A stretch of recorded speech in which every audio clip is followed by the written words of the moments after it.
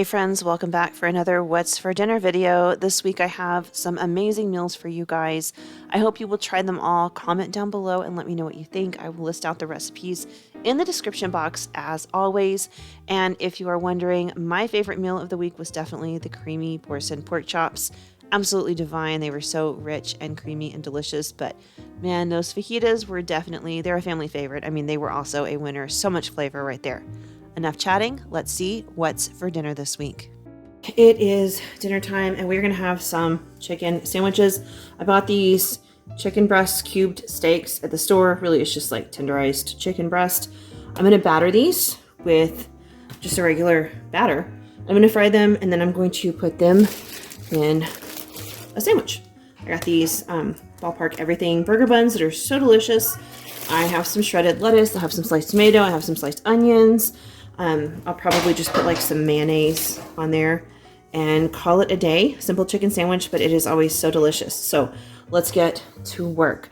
The first thing I want to do is have my breading station ready to go. So I've got my flour right there and I'm going to work on my wet mixture, which is going to be 1 egg because I only have like, I'm hoping it's 3. I think it's 3 of the chicken breast in there, so not a lot. So I'm going to put 1 egg. Okay, I'm going to go ahead and twist that up a little bit.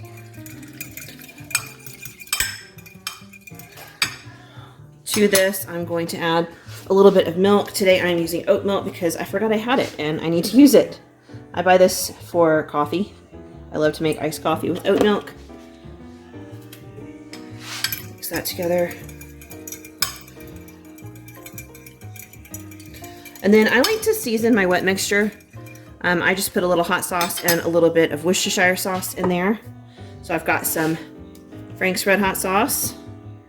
And do as much or as little as you like. I'm gonna do just like a couple of tablespoons. And then I'm gonna add in Worcestershire sauce. Again, as much or as little as you like. I'm gonna do about that much, probably around a teaspoon or so. And mix this all together. And then I'm gonna go ahead and unpackage this chicken and lay it out on a flat surface. I like to season my meat. I don't typically season my flour because I feel like the seasoning gets lost, but if you season the meat, it stays with the meat through the whole cooking process. So that's what we're going to do. All right, I have my chicken all laid out and I'm gonna keep it pretty simple. I'm gonna start with some salt and pepper.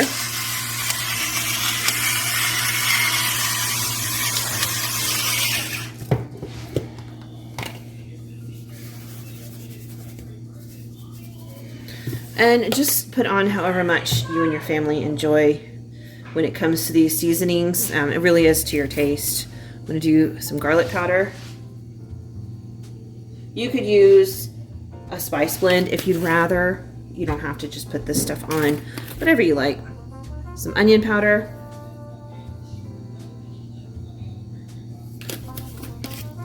And then I love smoked paprika. Like, this might be one of my favorite spices.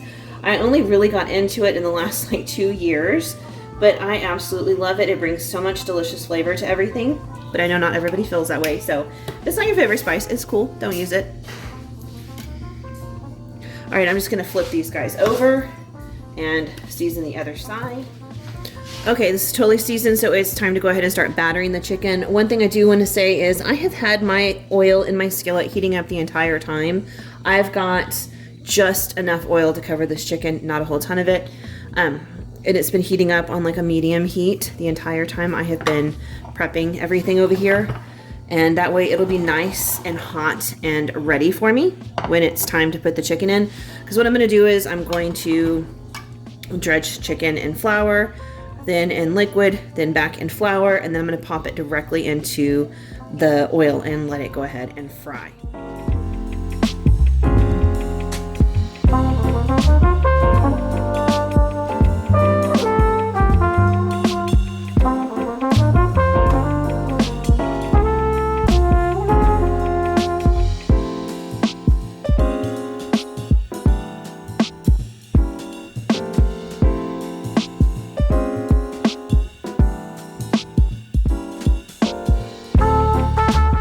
Time to go ahead and get the chicken in here and get it cooking.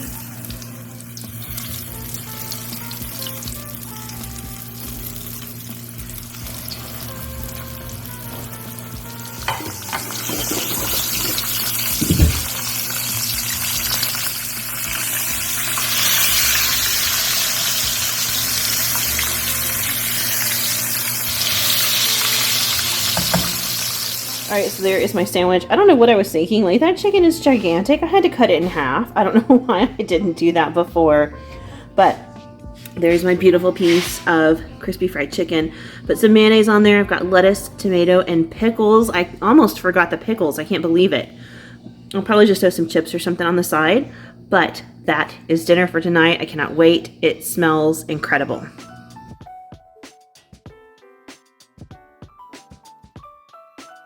All right, we are going to marinate some fajita meat. I've got both chicken and beef, so I'm going to get that marinated. And I use a really simple marinade for this. It's one that I've used for years and years and years, but it's totally delicious.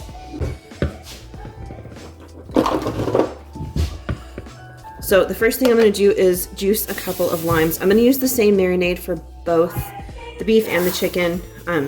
It tastes great. This marinade works great on a grill, but it also works great if you're cooking it indoors, like on your stovetop, on your cast iron skillet to get a really nice sear. Works great either way. Really, really versatile marinade. It also tastes really good on the steaks if you leave out the lime juice. The lime tastes a little weird with steaks, but the rest of it tastes fantastic.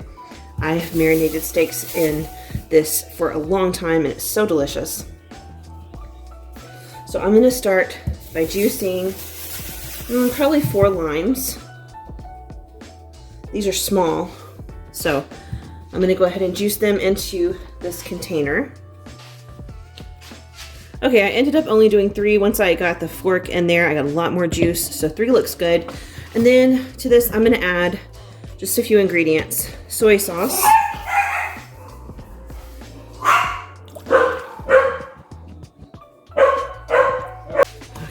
Because this is a marinade for 2, I'm probably going to do about half a cup or so, maybe 3/4 of a cup of soy sauce. Then I'm going to add in Worcestershire sauce. I'll go pretty heavy with that too. Probably about half a cup.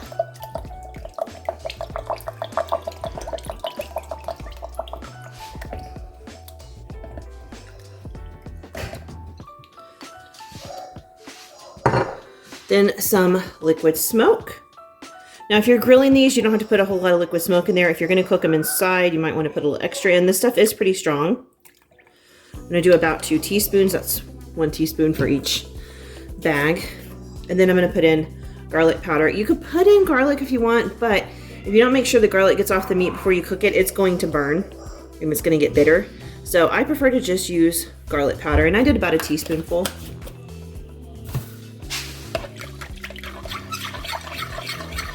Smells delicious. I'm going to go ahead and just get my meat in 2 different zip top bags and then pour this equally over both bags. I'm going to let it marinate for 24 hours. I've let this go up to 48. Tastes divine. It's so delicious. But I really recommend trying to get at least 3 or 4 hours in there before you cook it. It's just really going to do a lot for the meat. It's going to taste so much better. All right, it's actually the next day, and my husband has the grill all fired up, and I am whipping up some easy rice. I have a cup of rinsed plain white rice. I have half an onion diced and about a tablespoon of minced garlic. I'm sauteing it in a pan right there just for a few minutes, just to kind of add a little extra flavor to everything. And then I'm adding in 2 cups of just plain water, nothing else. And I'm going to add in about a tablespoon of this tomato bouillon. This stuff is the secret to some super delicious Mexican rice. Trust me on that. Super salty too, so don't add any extra salt. Just let it simmer like you would normal rice and fluff it. It's delicious.